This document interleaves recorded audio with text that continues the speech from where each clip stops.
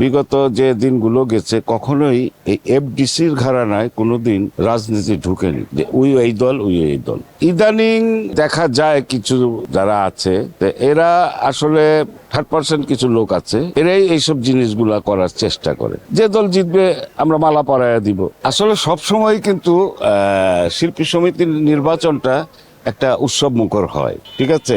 মানে ঈদের তেও বেশি আনন্দ করে শিল্পীরা এই নির্বাচনটাকে নিয়ে। এবং এই পর্যন্ত দুইটা প্যানেলেই ফরম কেনা হয়ে গেছে। ওই আজকেও একটা হই হল্লা হবে ব্যান্ড পার্টি টার্টি দিয়ে, হ্যাঁ, সবাই আনন্দ করে আমরা সবাই প্যানেলের কাগজগুলো জমা দিব। এটা নিয়েই আছি আর কি সকাল থেকে। আমি আরমান মুক্তি প্যানেল থেকে এবারও আমি কোষাধ্যক্ষ পদে নির্বাচন করব।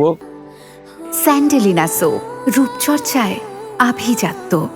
কিন্তু এটা আমার ইচ্ছা ছিল না, কারণ পরপর আমি 4 বার হয়েছি। এখন আমার ভোটাররা বলতেছে আপনি 2 বছর বিগত বা আগে আরো ছিলেন, যে কাজগুলো করেন, বিশ্বস্ত লোক এই জায়গাটায় দরকার। যেহেতু এখানে টাকা পয়সার খেলা, এখানে আপনিই থাকেন। ভোটারদেরও তো কথা শুনতে হয়, তারপরে আমাদের কিছু মুরব্বী আছে তাদের কথাও শুনতে হয়। এই নিয়ে এবারও দাঁড়ায় গেলাম ওই পোস্টেই। আমার তো বয়স কম হলো না এই চলচ্চিত্রে। বিগত যে দিনগুলো গেছে কখনোই এই এফডিসির ঘরানায় কোনোদিন রাজনীতি ঢুকেনি যে উই এই দল উই এই দল। ইদানিং দেখা যায় কিছু যারা আছে এরা আসলে 30% কিছু লোক আছে, এরাই এইসব জিনিসগুলা করার চেষ্টা করে। হ্যাঁ, আর আমরা শিল্পীরা সবাই এক। 2 প্যানেলে যারা নির্বাচন করতেছে সবাই ভালো লোক।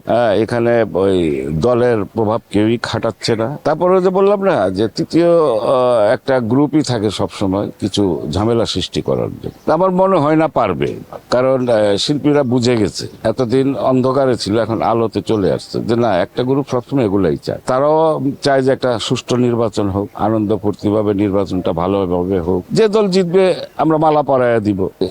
এই পর্যন্ত আশা করছি এবার কোনো ঝামেলা হবে না। আর নির্বাচনে কোনো দলীয় প্রভাব আমার মনে হয় না কেউ করবে, কারণ এটা হলো যার যার দল করতে পারে না। যদি এরকম হয় তাহলে তো ওইটার একটা ব্যবস্থা করতেই হবে। দলীয় ভাবে যদি কোনো কিছু হয় তো এটা একটা ব্যবস্থা করতেই হবে। আর এটা একটা যে এরিয়াটা এফডিসি সরকারি একটা প্রজেক্ট, এখানে তো তারাই আমাদের নিরাপত্তা দিবে, আর বহিরাগত ঢুকতে পারবে না। যারা এফডিসির ঘাড়ারা যারা আছে প্রত্যেকটা সংগঠন তারাই থাকবে, আর বহিরাগত ঢুকতে পারবে না। নবীন প্রবীণ ভোটারদের আসলে সবাই আবার শিল্পী ভাই বোনেরা। আমি আরমান মুক্তি প্যানেল থেকে নির্বাচন করতেছি।